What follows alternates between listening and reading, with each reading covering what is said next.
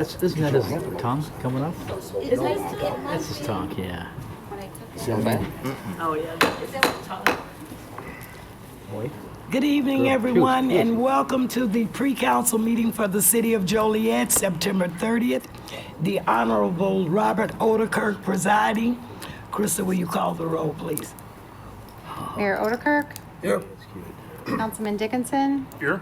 Councilwoman Gavin, Here. Councilman Hug, Here. Councilman Morris, Here. Councilman Mudrin, Here. Councilwoman Quillman, Here. Councilwoman Rudin, Here. Councilman Turk. Here. First on the agenda this evening is a presentation on the 2019 Joliet Marketing Campaign Review by Bob Navarro, CEO of Heritage Corridor Convention and Visitors Bureau.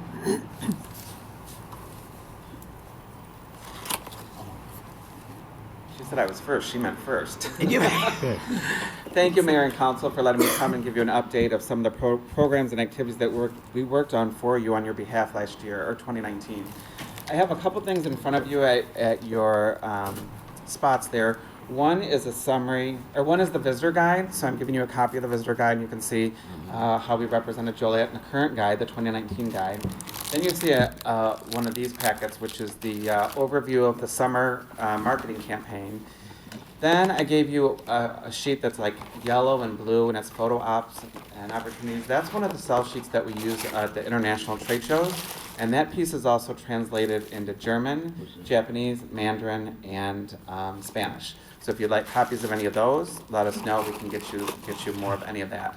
Also, there's two baseballs there. One is a souvenir ball that we gave out at IHSA to the players and coaches, and the other ball is only for the players that we gave away at the welcome picnic. So some of you attended that, and we appreciate the city sponsoring that and hosting IHSA here again this year.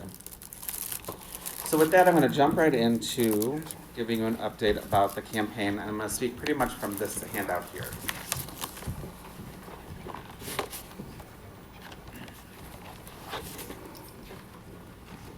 So the media campaign consisted of television, digital, social media, radio, print, and promotions. In addition to that, any requests that came in for City of Joliet information, we fulfilled those requests. And I'm happy to report we have twice as many requests this summer as we had last summer. So we changed up what we did with digital, and we captured addresses a different way. But I'm going to talk more about that in a second.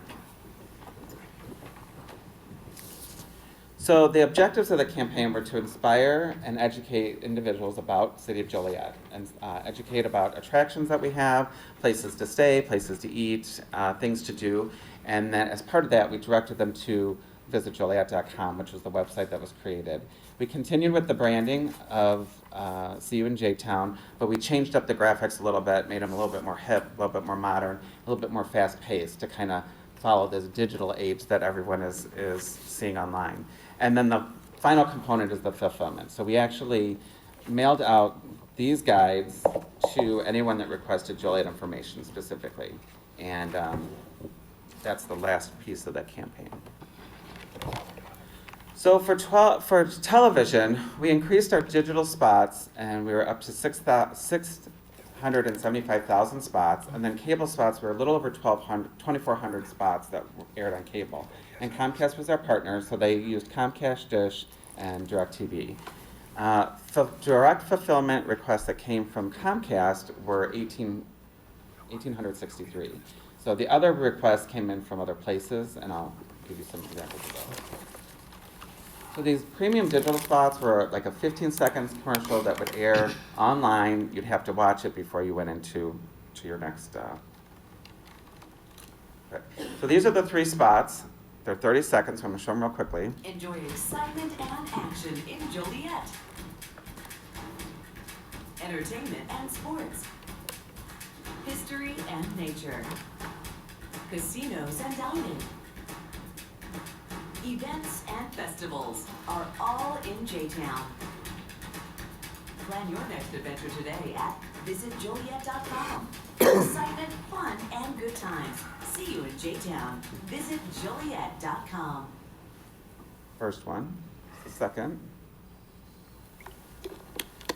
Enjoy excitement and action in Joliet. Entertainment and sports. History and nature. casinos and dining. Events and festivals are all in J-Town.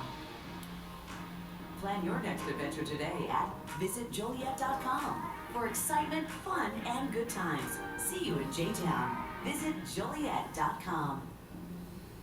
And the last spot was created specifically to gain interest in the visitor guide itself. Looking for summer excitement? See you in J-Town. That's Joliet. Get your free travel guide today at visitjoliet.com, featuring unique Joliet attractions that offer you and your family non-stop fun. Check out things to do along historic Route 66, from Ale Trail and Burger Trail to top shops and eats in Joliet. The casinos, speedway, museum, parks, golf, summer concerts, family events, and festivals are all waiting for you. Request your free travel guide at visitjoliet.com. See you in J-Town.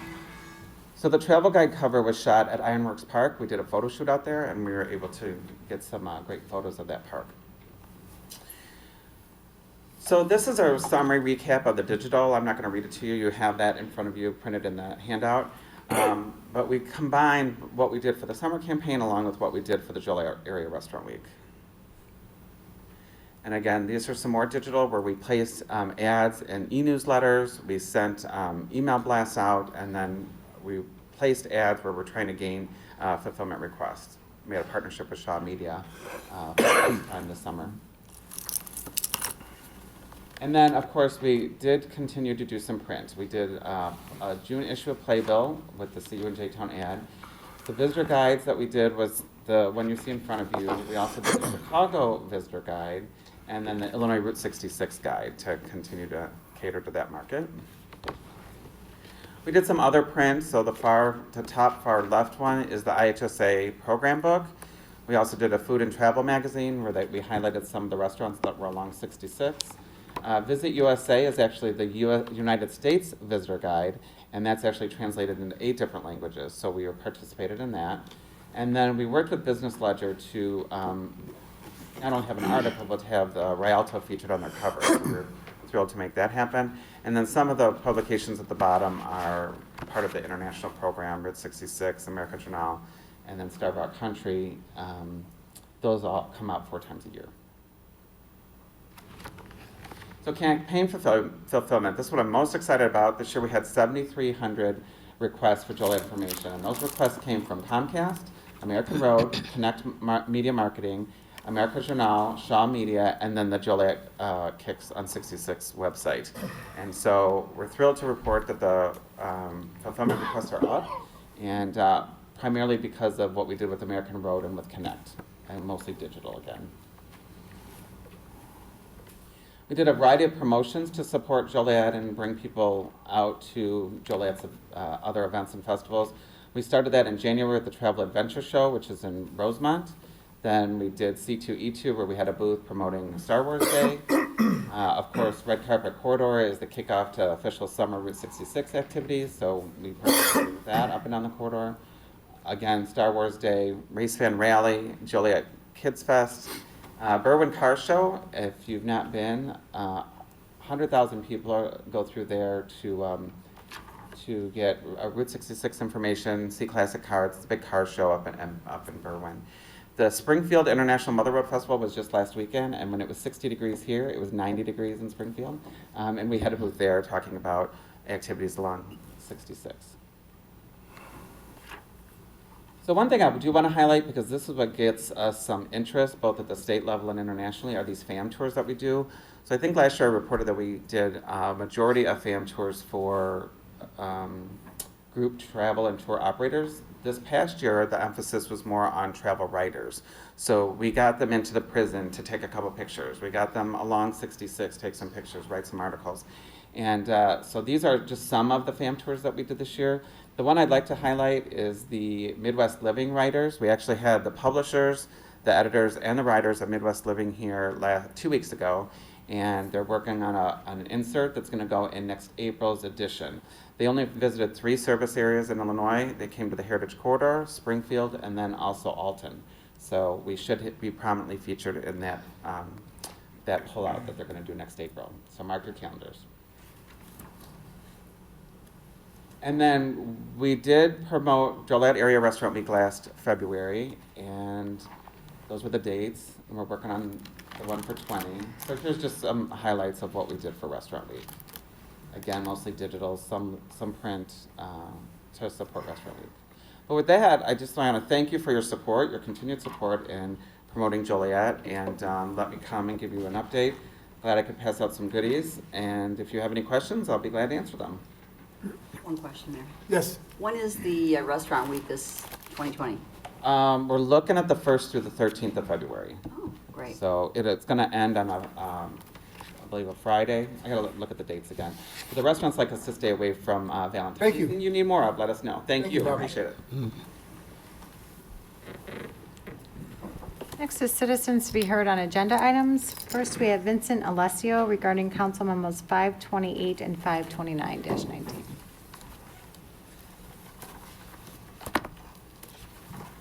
Hello, Mayor and council members.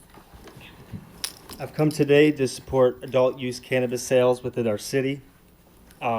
Many surrounding communities have been opting out of cannabis sales, and I do not think our city should do so. I trust that our council can make individual decisions regarding cannabis sales within our city, and I urge you to allow sales within business and industrial zonings and require the proposed development to have a special use permit. I think that this process, with the input of council, will use a successful cannabis sales program. I also urge the council to take the option of adding up to the state-allowed 3% local use tax. This will allow our city to benefit from expanded development and tax revenues while benefiting the regular citizen by alleviating future fee raises. A modest 3% tax will not turn away the normal buyer, in my opinion, and with surrounding municipalities opting out, I think there will be less competition in our area, and so I don't think the 3% tax, especially for locals, would drive people out of the community. The state of Illinois will be levying a 25% combined sales tax rate. So there's a 10% tax rate on it and a 15% excise rate. It's incrementally increased with higher concentration THC. And but what this means for you guys is that it's either going to be the lowest or second lowest. So at the normal under 25% of concentration THC will be the lowest sales tax rate in the country, the state of Illinois. So I don't think adding 3% will add very much to the price of the product that'll push people to the black market. Many criticisms of allowing recreational cannabis use surrounds around our youth.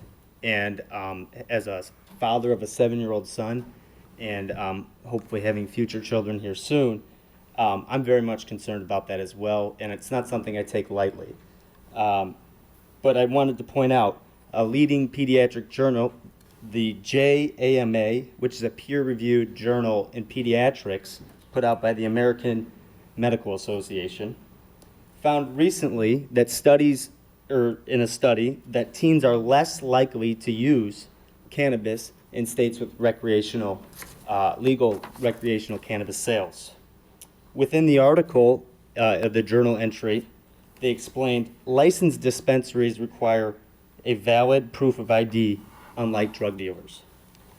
While the culture generally has taken a softer stance on cannabis through the years, or at least that's the perception, teen use hit a historic low as they've tracked it in 2016.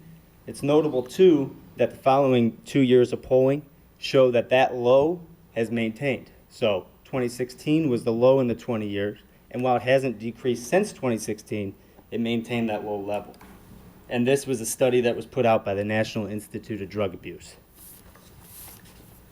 To conclude, I understand everybody has hesitancy with a new program. It's a big change in the state of Illinois. I think the city council should allow themselves to look at each individual proposal that comes in front of you rather than levying an outright citywide ban.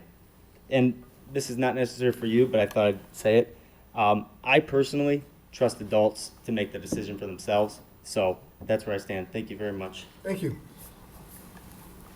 Is there anyone else that would like to speak on an agenda item this evening? Next, we'll pass it to the city manager to discuss tomorrow night's items. Thank you. Good evening. Our first item tomorrow will be a presentation, and we'll have a presentation by Riverwalk Homes. We'll have Peter Holson and Andrea Keeney here, and they'll talk about the overall status and an update of the redevelopment plan. Under council committee reports, we'll have public safety and public service. Approval of minutes, we'll have both sets of minutes from the last council and pre-council meetings. Under Council Memo 51919, position vacancies, we have one position vacancy coming up. We have a single patrol officer with a position that's being recommended for filling due to retirement. Under Council Memo 520-19, we have not an actual purchase, but sort of a guideline or an acknowledgement of a guideline. We have a request for authorization to allow standardization and sole source selection in the future for public safety hardware and services. You all know that we have a good deal of technology within our police and public safety vehicles due to the fact that laptops, routers need to talk well with each other, talk well with our overall hardware, and knowing that we have some specialized installation, we're recommending that going forward, we standardize sole vendors for the purchase of each of those. This will be something for further discussion as the actual bids and some of the purchases come forward. Under licenses and applications, we have 2 liquor license matters, and we'll have a presentation about the transfer in each. Mayor, City Council. Council Memo 522-19. A public hearing was held on July 31st, 2019 at 9:30 a.m. for request of a transfer of a Class C license. The applicant is Om Shri Durga Mata Inc. Owner, Mr. Patel. I cannot pronounce the first name, I'm sorry. DBA Liquor Town. The location is 105 Essington Road.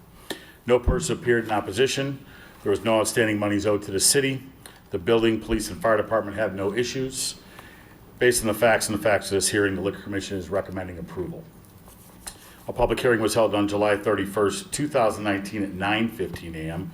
for a request for a transfer of a Class C license. The applicant was Om Shri Durga Mata Inc., owner Mr. Patel, DBA Black Road Food and Liquors. The location is 2787 Black Road. No person appeared in opposition. There are no outstanding money owed to the city. Building, police, and fire department have no issues, and based on the facts of the hearing, the Liquor Commission is recommending approval. Any questions? Thank you. Thank you. Okay, under public hearings, probably our first meeting in a long time, we don't have a public hearing. Ordinances and resolutions, we do have a number of items. Council Memo 52519 is amendments that are being proposed for raising the age of tobacco use from 18 to 21. And this basically makes our code consistent with what recent state statute changes adopted.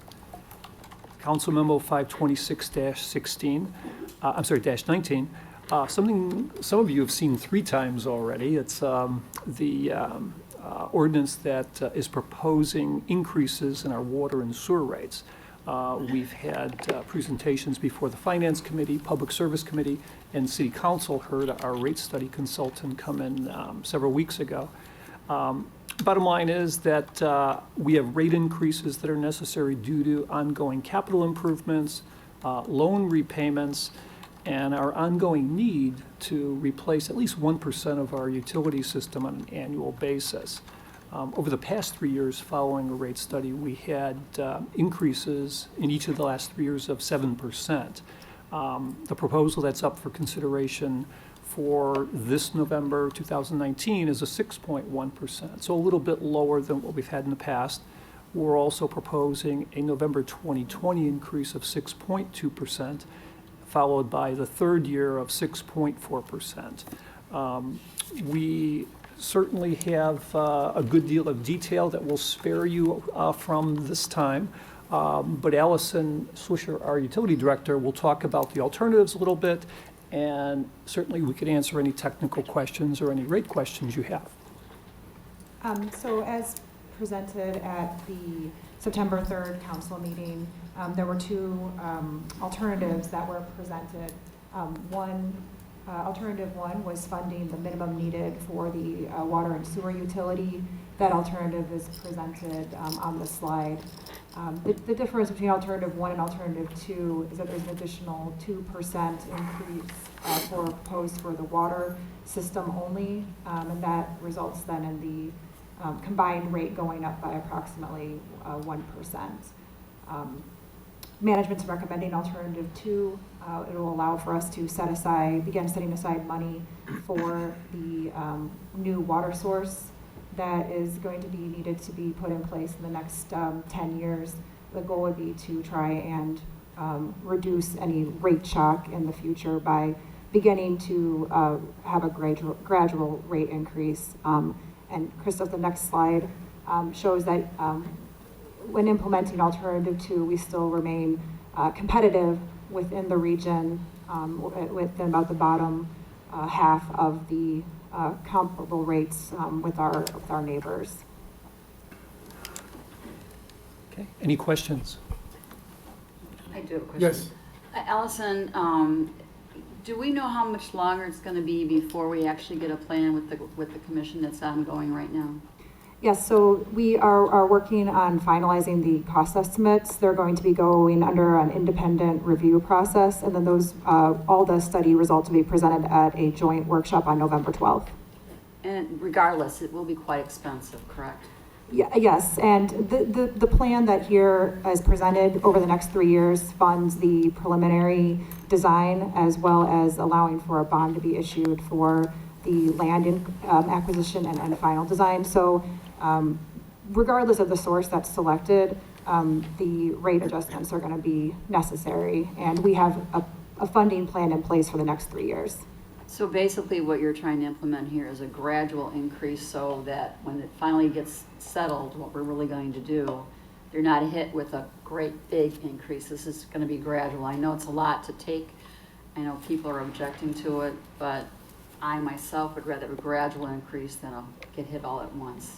Yes, that's the goal. I mean, I think when you're looking to fund a project that's hundreds of millions of dollars, we're going to do everything in our capabilities to finance it creatively so that we don't have that significant increase any one year. Because some of the emails I received was, well, why don't we just wait till everything's done and then start paying? If we delay further, we have current needs, as Steve Manager mentioned, with the funding the 1% renewal and replacement, maintaining the regulatory requirements we have at the treatment plants. So, this is the kind of the minimum needed to keep the system in operations, and then also starting to begin to put some money aside for the water source. Understood. Thank you. Steve, on that topic, I think we probably should talk briefly about what we're going to do tomorrow. There's been some misunderstanding in the past, so just to get it out there, I know myself, you, and Allison. Is anyone else going up to the city?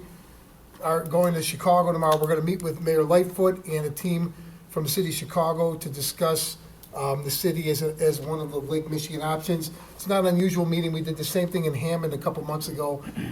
But the last time you met with the city of Chicago became controversial. So just want to put that out there. It's happening tomorrow. We'll report back tomorrow at the council chambers. Mayor? Yes.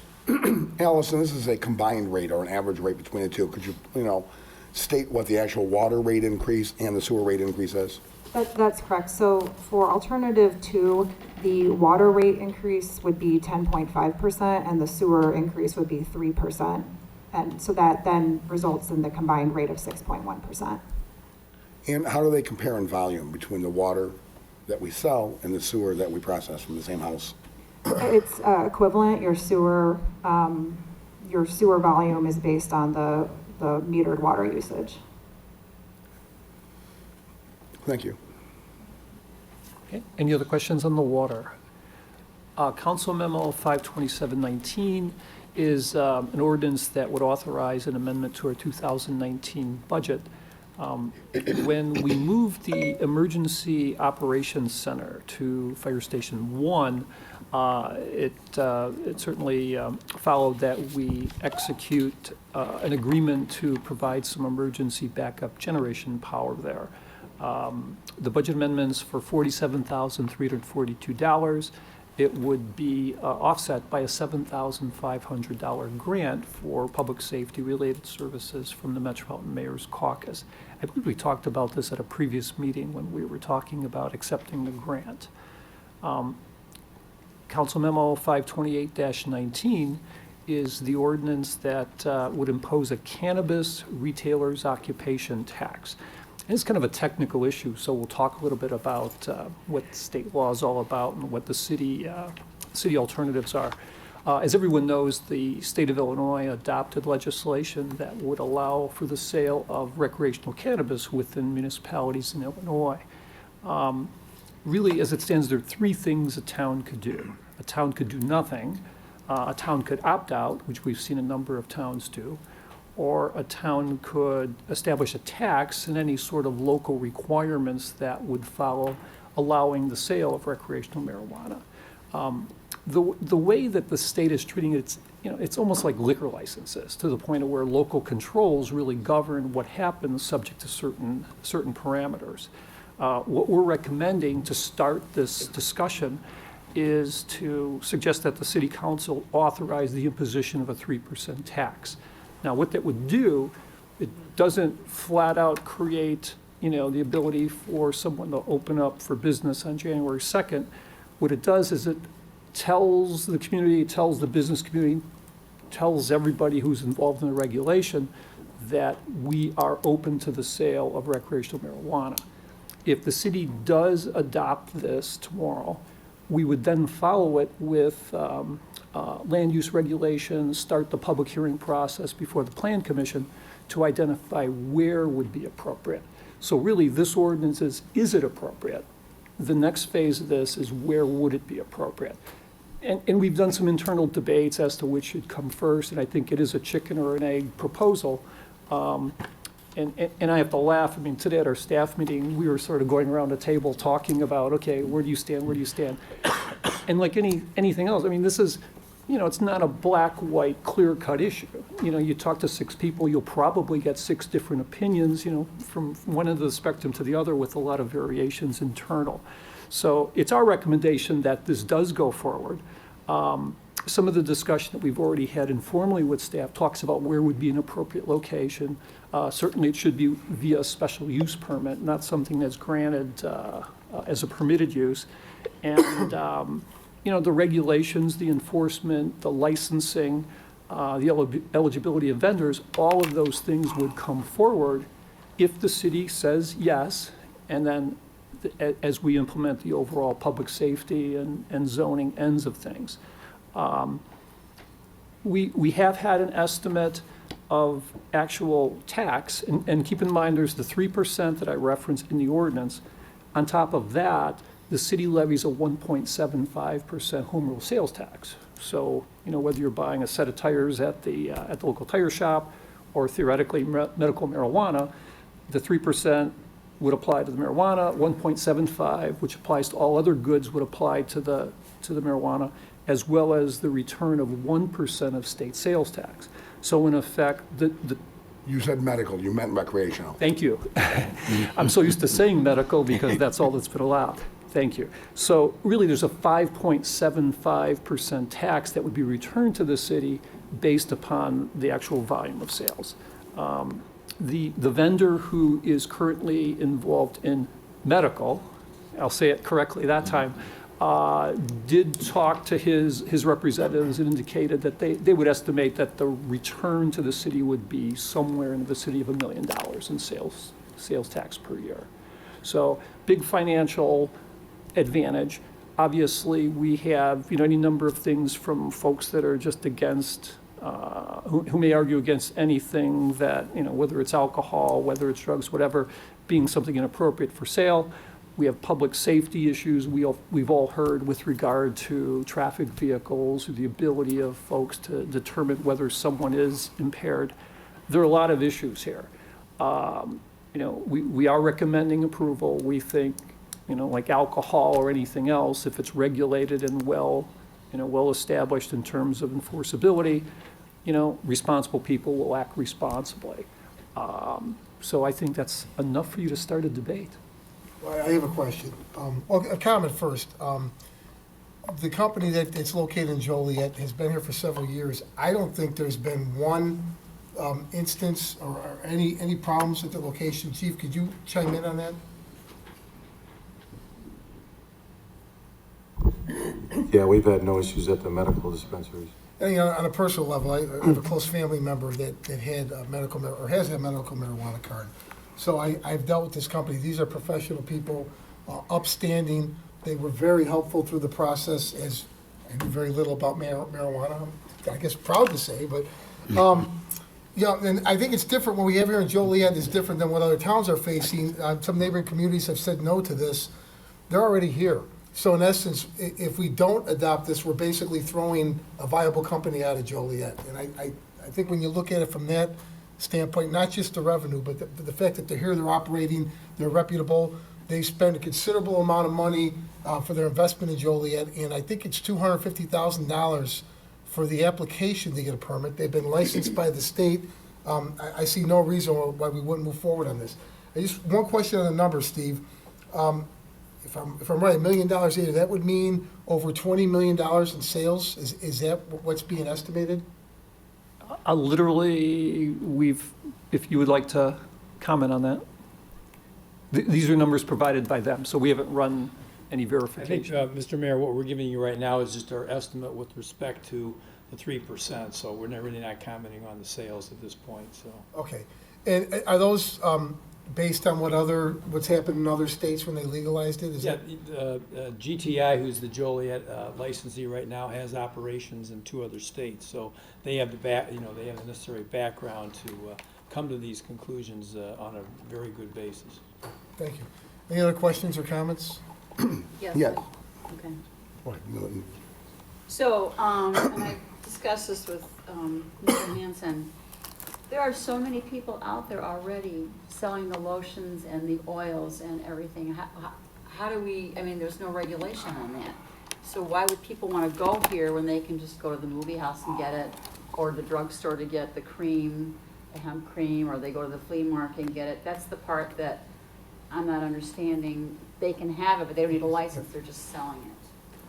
I'm going to look at the police chief. My understanding is the materials that are being sold have no THC, and there's. No, that's not true. Councilwoman Quinn, let me have Dina Rollman from GTI come up, who's got the background experience. She can properly answer your question. Good evening, Mr. Mayor and City Council. I just wanted to first thank you for giving us the opportunity to participate tonight and hopefully clarify anything that we can help clarify. On this particular question, the products that you're seeing perhaps at a gas station or a Whole Foods or pretty much almost, at the movie theater these days. What about pharmacy? Even at a pharmacy is an unregulated CBD product. The federal government has legalized hemp-derived CBD, but is not yet regulating it. It's going to take them probably a couple of years to figure out how to regulate it. And the state medical cannabis program is regulating producers like us who are producing CBD products in state licensed inspected facilities. We are only allowed to sell products that our company produces in one of Illinois' 55 medical cannabis dispensaries. And if you are a medical cannabis patient and buy one of those products, there is, they are mandated to be third-party tested. There's a list of ingredients.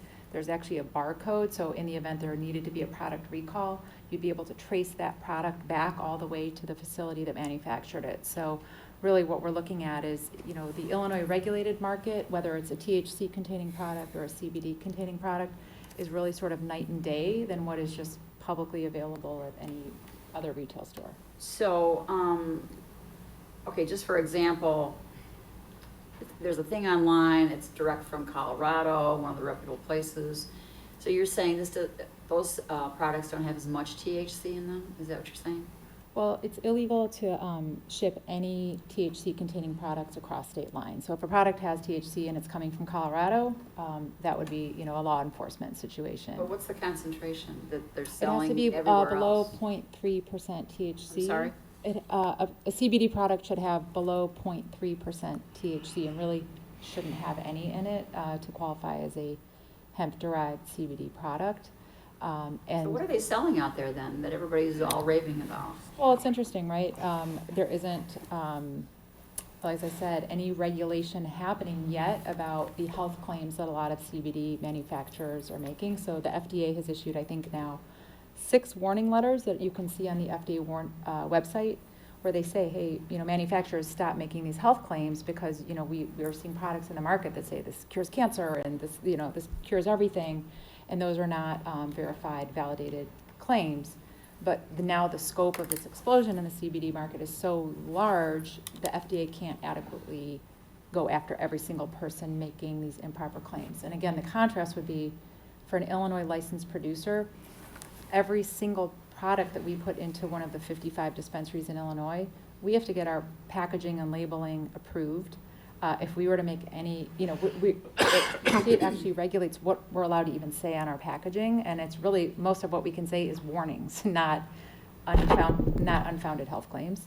And they won't approve us to put a product into the marketplace if it was making unfounded health claims. So again, it's kind of a night and day situation of I know sometimes people are skeptical that Illinois actually has a really highly regulated program, but you've seen, certainly with gaming and cannabis, I would say, has even stepped it up, that the regulated medical cannabis product industry in Illinois is highly regulated in stark contrast to the unregulated stuff that's happening out in the market right now. So another question too, recently in the news, so people are getting fired because they have the product in their blood system, so much like alcohol.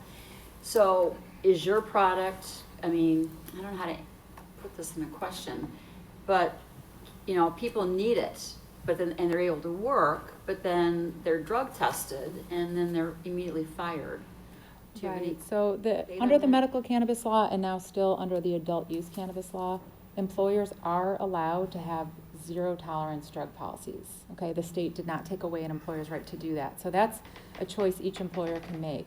They can have zero tolerance, meaning, we're sorry, even if you are a legal cannabis patient, you cannot be a patient and use and work here, because if you fail a drug test, our policy is we will fire you when you are on notice. And so people can act accordingly. And then other employers are trying to tailor their drug policies to take into account the fact that this is medicine for some people. So it's really on a case-by-case basis what's happening. So I think the campaign should be, if you use this, you could lose your job, even though you need it.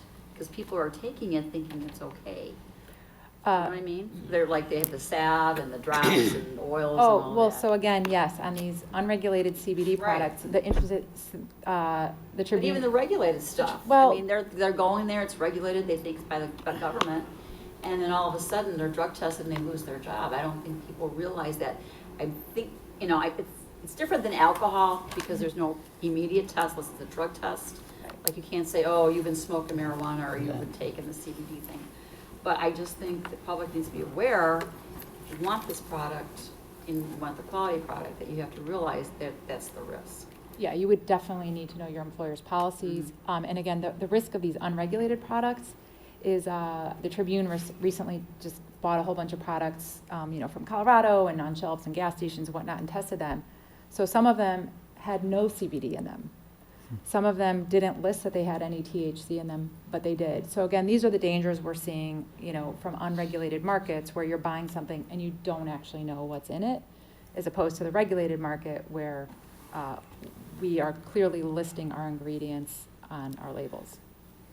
Thank you. Mayor? Yes. Just to be clear on what we're facing up here as a council on these two ordinances related to the ultimate sale of recreational marijuana in the city of Joliet. I learned recently that it's an opt-out program. So actually, I got married in '97 to my wife. Prior to booking the bands and reserving the banquet facility and renting tuxes, I asked her to vote on whether or not she wanted to marry me. In other words, I proposed. Was she I drunk? figured, well, we're together. So before I went through all the hassle, of all the planning, should she say yes, I asked her if she would say yes. We aren't doing this here. There's no up and down vote, yes or no, because it's not required. Do understand, if we approve these two ordinances and we approve a subsequent land use ordinance, and someone over from legal or the city manager can correct me if I'm wrong, you're voting yes. There will be no up or down. It's not required. You are allowed to sell, as Steve had just said earlier, unregulated by local companies, and there's the state law, be it. You could vote to opt out, but that takes an active vote, an active motion. So you are mentioning things that concern you, Councilwoman. There are people up here that will either support or not support it for varying reasons, okay? You know, the mayor had pointed out that we have a trustworthy medical marijuana, pharmaceutical, if you will, marijuana provider. They won't leave if we were to vote yes or no on this. They're still going to sell their pharmaceutical marijuana. I understand, too, if they choose that they can go somewhere where the local municipality allows for recreational sales, their pharmaceutical or their medical marijuana does not travel with them. So those are apples and apples to a point. We're talking about recreational. And I'm not going to drill too deep today about it, but as an example, you know, the mayor had mentioned some estimates are as high as $250,000 to successfully go through the entire process and get ready to open up. Maybe $20,000 or less for a liquor store. I want to remind people of something. The state, in its wisdom, made, as of January 1st, marijuana no more illegal than a case of beer or a bottle of Jack Daniels.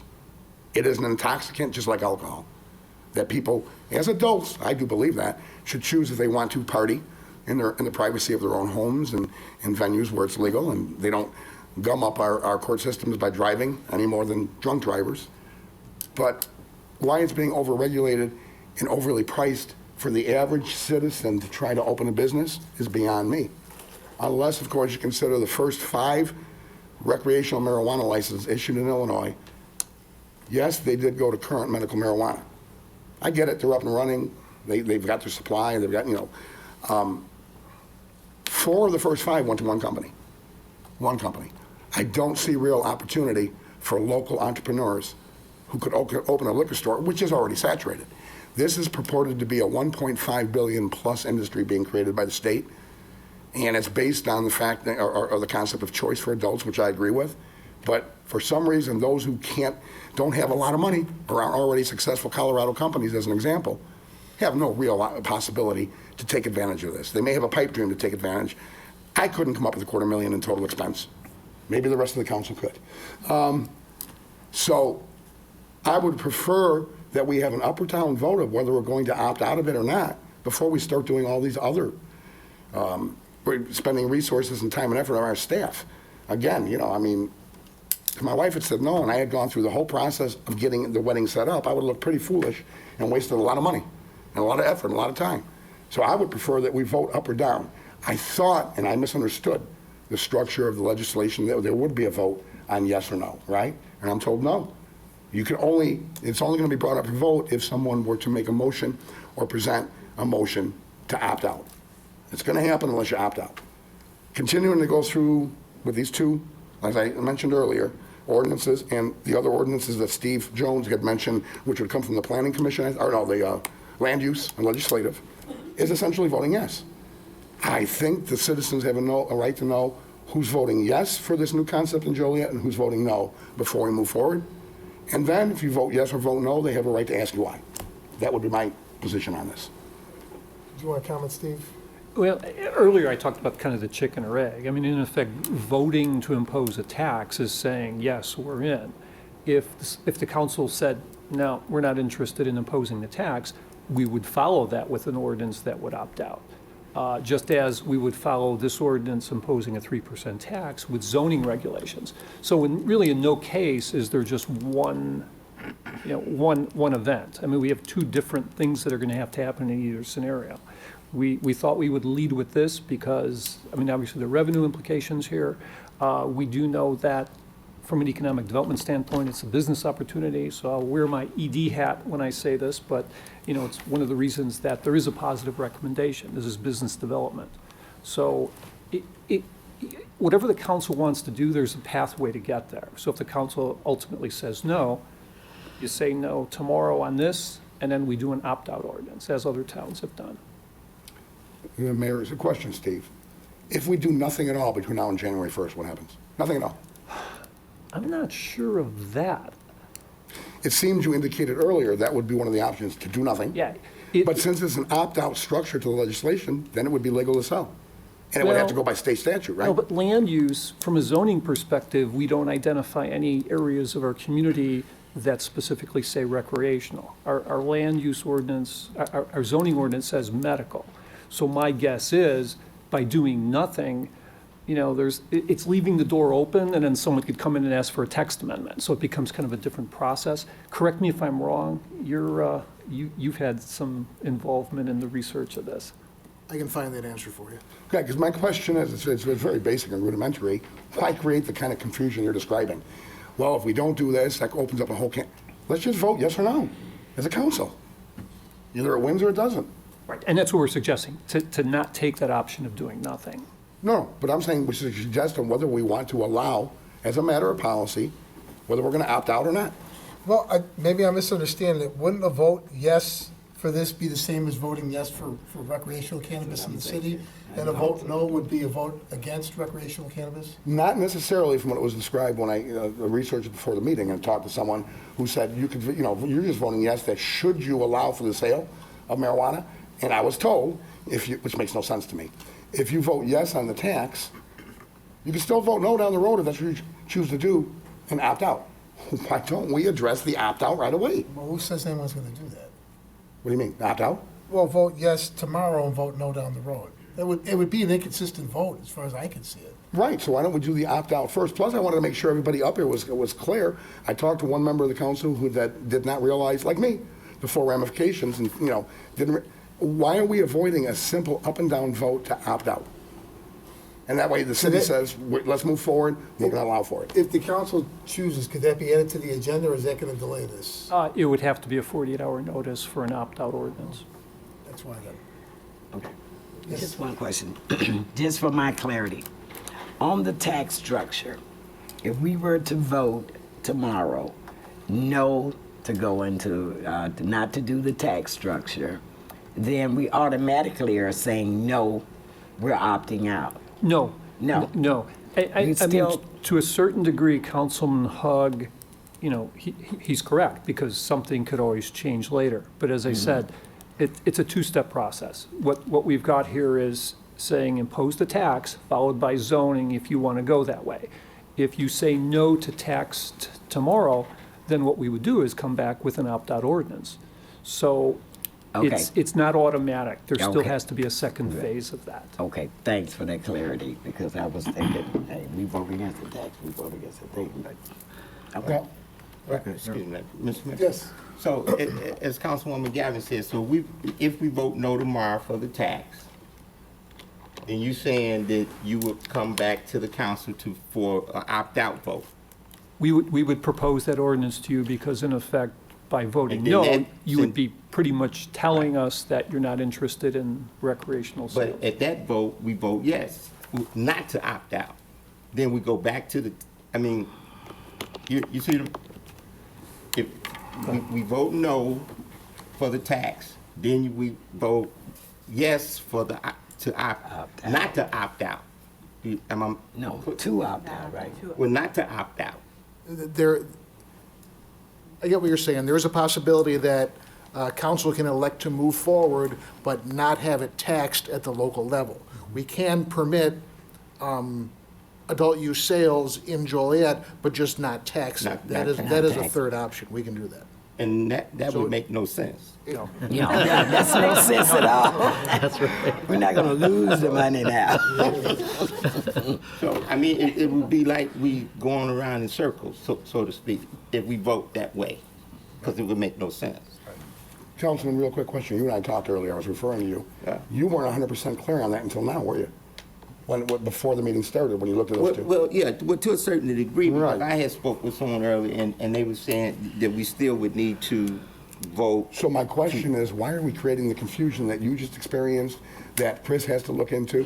Why aren't we just doing an opt-in, opt-out vote like so many other communities? that have already said yes or no to it. Well, I think Steve explained it, but I would like to move on this tomorrow, not wait 2 weeks. If the council agrees with you, they can make a motion. Might be a first. No. Yeah, I stand on that. It looks convoluted. It looks convoluted. Let's vote on whether we want to accept, allow for the sale, and then we can decide whether we're going to tax, which we probably would, and how much, whether it's the full 3%, if it's 1%. Maybe some people up here are afraid that some of the folks that would enjoy buying their marijuana in Joliet will be scared off by the 3%. We should only do 1%. This is a lot of effort when we should simply up front say, yes, we say yes on the concept of doing it, or no, we're opting out. That's simple enough. That's clean. Yes. Maybe you can answer this question. How many states right now has legalized marijuana for recreational use? I think we're at 34 states have now legalized cannabis in some form or another, including, I think we're at 9 states that are adult use. 11 states that are adult use, recreational. And do you have any idea in those states where it's allowable and the communities that have opted in, are their revenues what they expected, or are they less than expected, or are they meeting their expectations? Do you have any idea? We don't have an apples and oranges situation here because Illinois is a little unusual, and I would say on some level almost started a trend which is now being followed, which is what's called a limited license state. So when you've seen Colorado, as a state, they didn't limit how many businesses there could be. So just in the Denver metropolitan area, you have over 200 dispensaries. So any one particular dispensary may not even be profitable, much less generating a whole lot of tax revenue to their community. In Illinois, and a lot of the states east of the Mississippi, they're limited license states. So for instance, in Illinois, we only have 55 dispensaries, retail stores in the entire state, versus over 200 in Denver Metro. So the metrics are a little different. And so we will be the first really limited license state to do this. GTI, who I represent,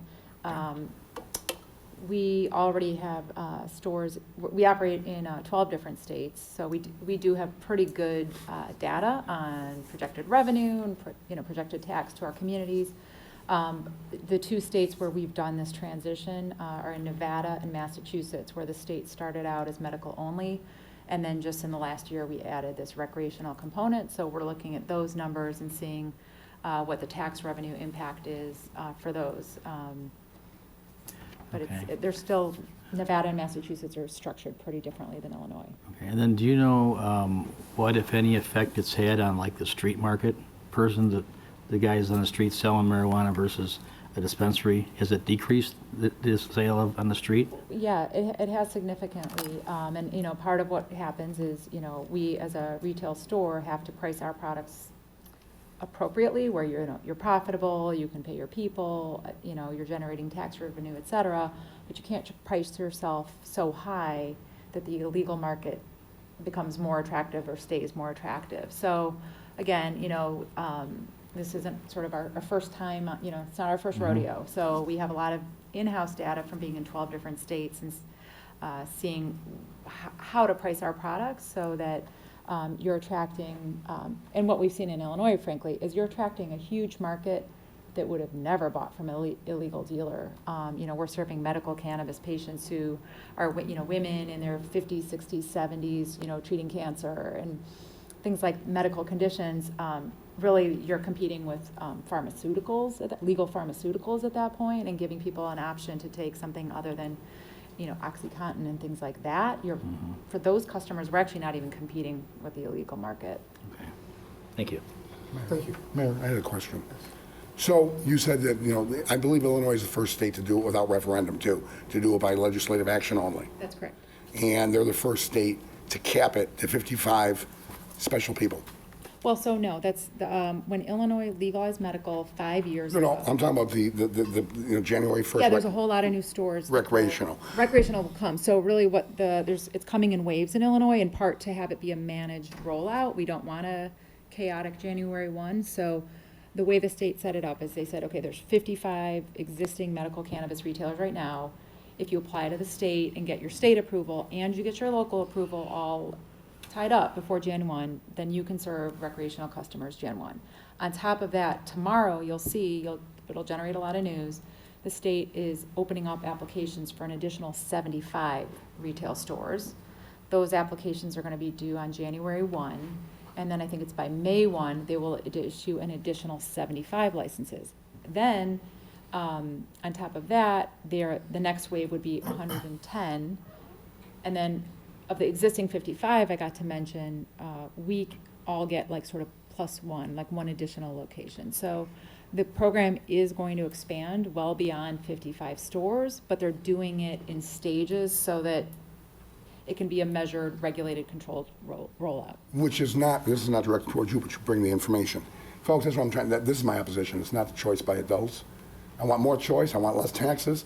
And certainly, I wouldn't call selling pot economic development, and I certainly wouldn't want any community to put that much importance on the taxes from marijuana, because look what happened to the communities that put that much importance on gambling, okay? My point is, the point you make is exactly it. You think that, you said that it may appear that in Colorado, in Denver, you said there's so many people, some aren't profitable. That's called the market.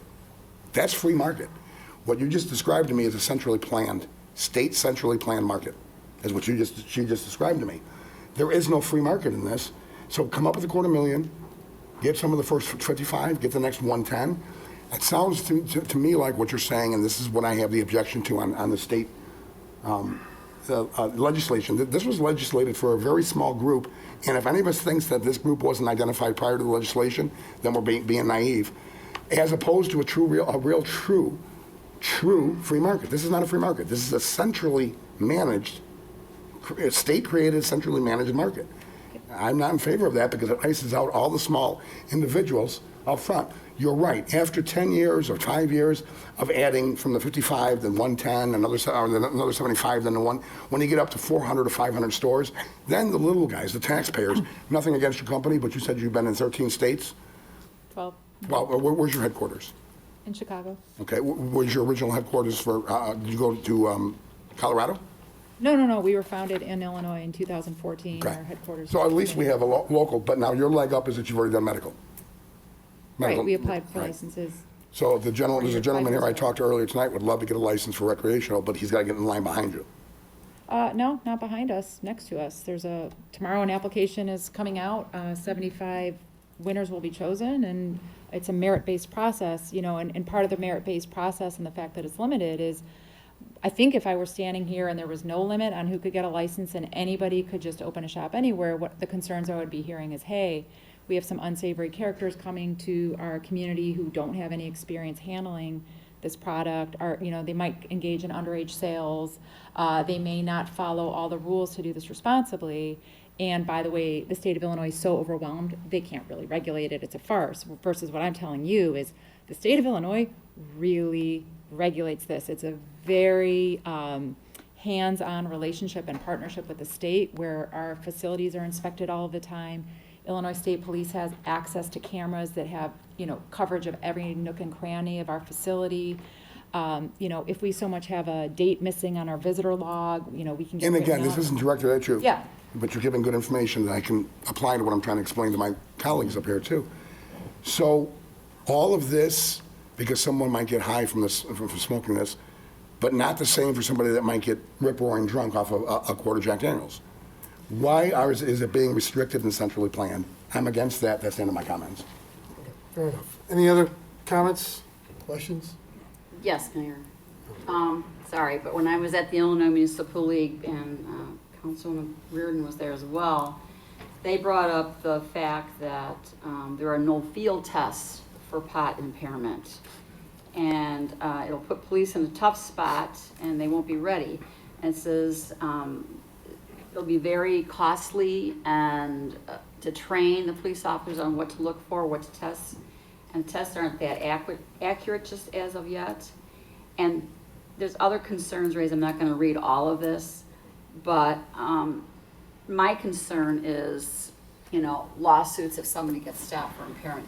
Until we have some legislation in place, the guidelines for police officers when they're stopping somebody that seems to be impaired and it's not alcohol related. And it's very costly to train these folks, and there's nothing significant yet in place, but I think maybe we should research just a little bit what the other towns are doing as far as their police departments. That was my concern, because they brought that up at the conference.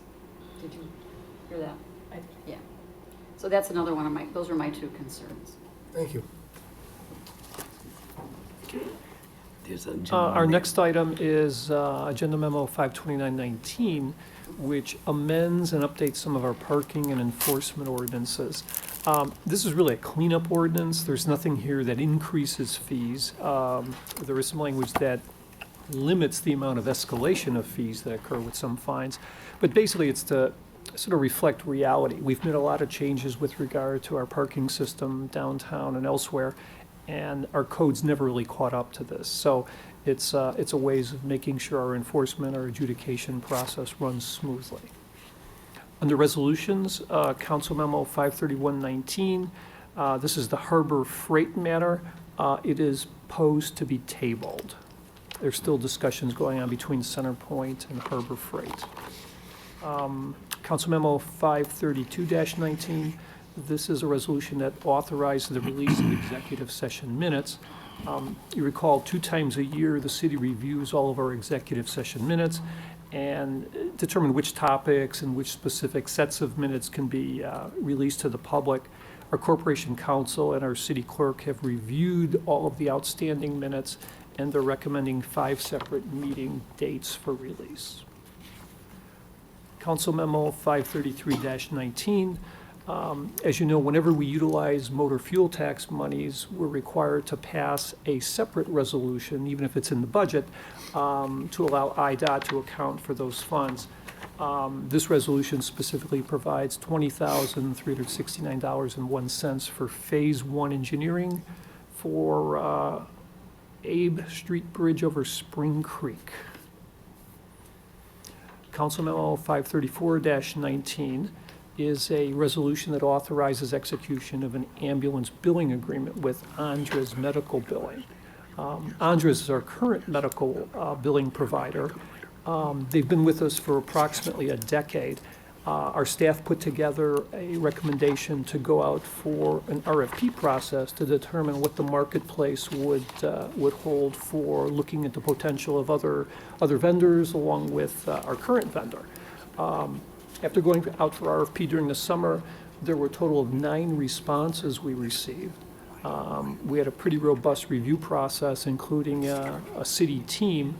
They narrowed that 9 down to 3 firms, and the recommendation that came forward is to continue with Andres, who's actually reduced their fee from 4% down to 3.42. This will actually be on the Public Safety Committee meeting for tomorrow for discussion.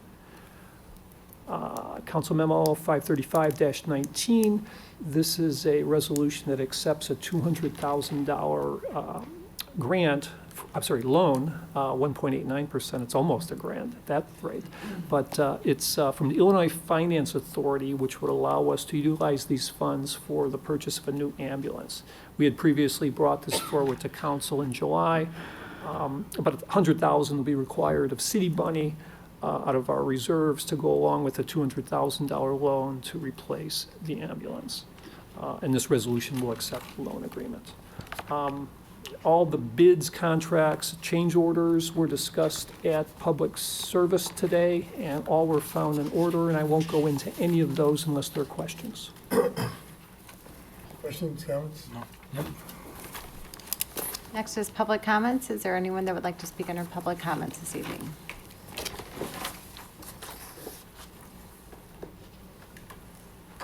Hello, my name is Tyree Crosby. I represent Lighthouse Dispensing Company, LLC. I'd just like to address the council and speak about, some of the things that I heard around legalizing recreational cannabis. For starters, I do believe that there's an avenue for smaller businesses to participate in the market. Myself representing a smaller business, a startup, there's $12 million set aside by the legislation for social equity applicants, which I intend to apply as. And there's also incubation type programs set up in the legislation for small businesses to form relationships with larger companies like GTI here. So they provide funds through loans with small interest rates or grants, and then work with small business owners to learn about the different procedures and tap into some of that experience and resources that the larger organizations have. So I think the legislation is well crafted, and it has a lot of different avenues for larger players and smaller players to enter the market. That's all I have to say. Thank you.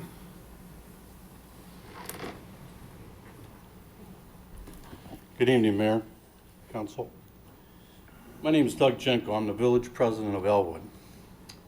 I come before you tonight on behalf of the residents of the village of Elwood to request that the current boundary line agreement between Elwood and the city of Joliet be extended for an additional 15 years.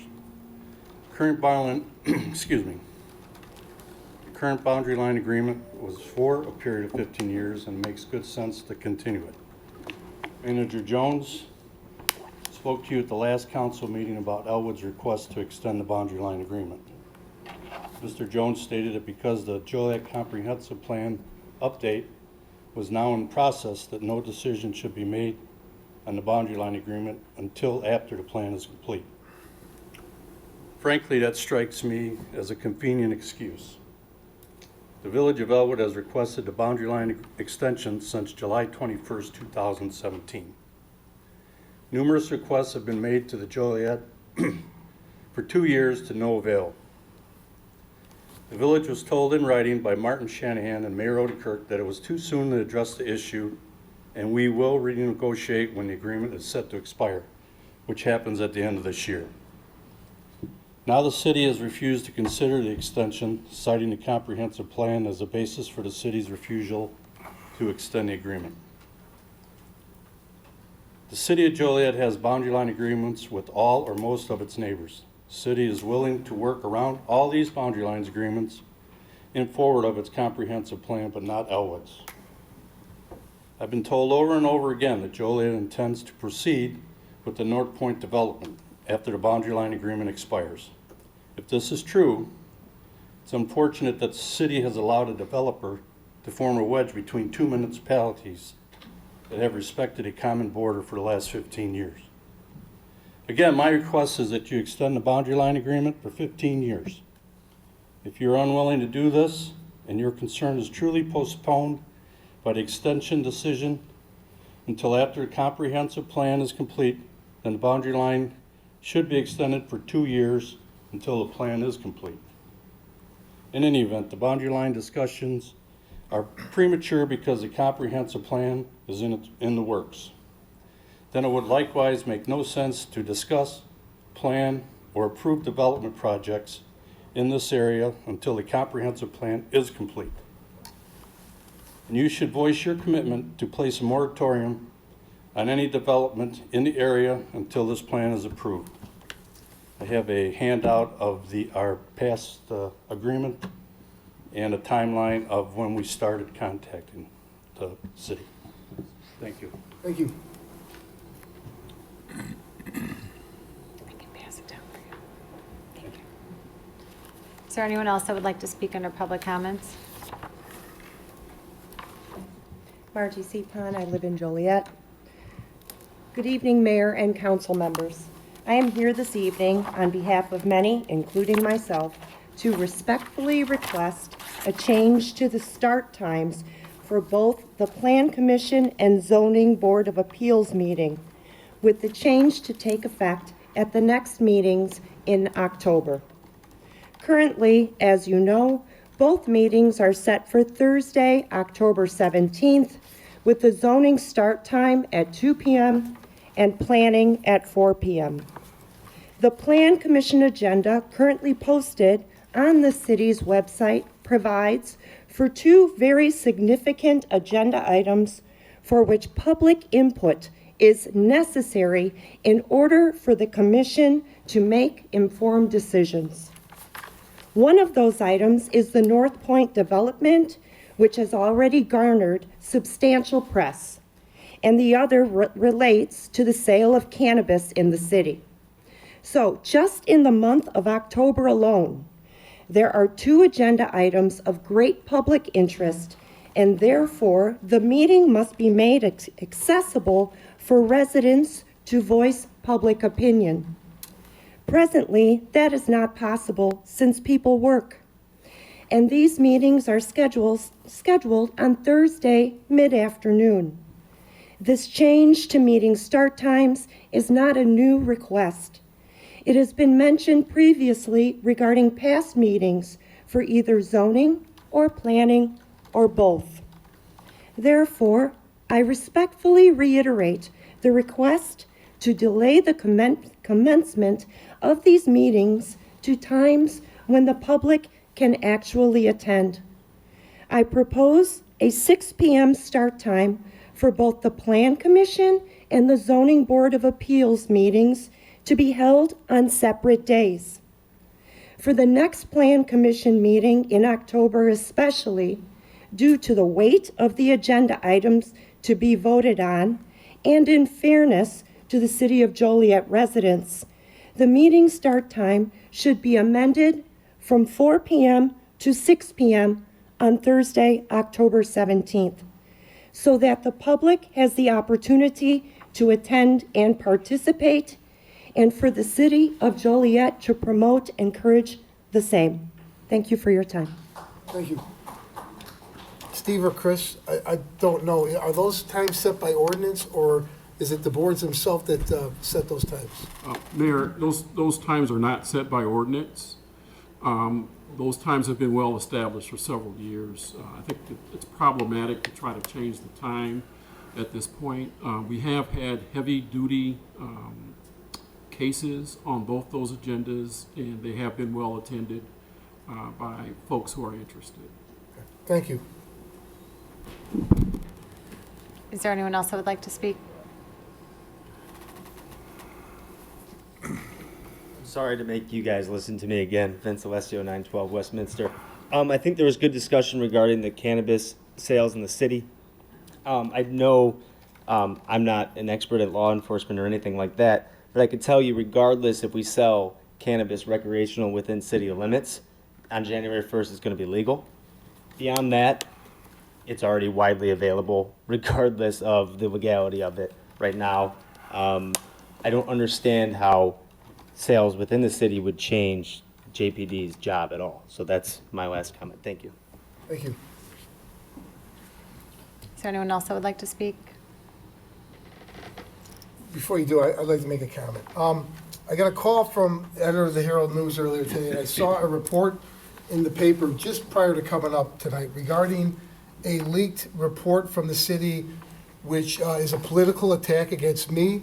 Councilwoman Coleman, I didn't read the whole story, but I know this is a political attack against you. It's also a political attack against one of our finest officers, Officer Joe Clement. Steve, this is a report that has not been shown to me or the city council. I believe was in the hands of 5 or 6 individuals within city government. These are senior staff people that had this report, correct? Correct. Okay. So unfortunately, it's been leaked to the Herald News. I will say there's an ongoing investigation, which includes, unfortunately, our chief of police who's under investigation. This is something that shouldn't be announced publicly, but I think it needs to be because of the leak.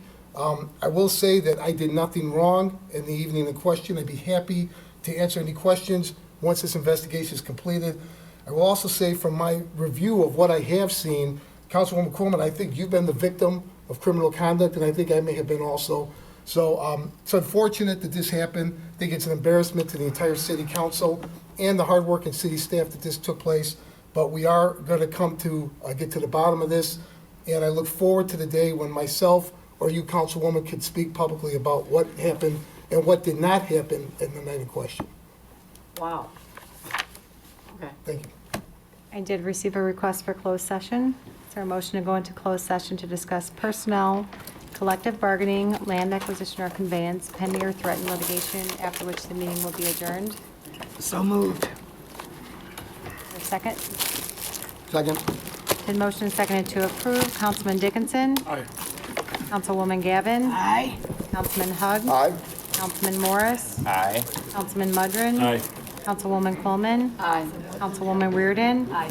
Councilman Turk? Aye. Motion carried.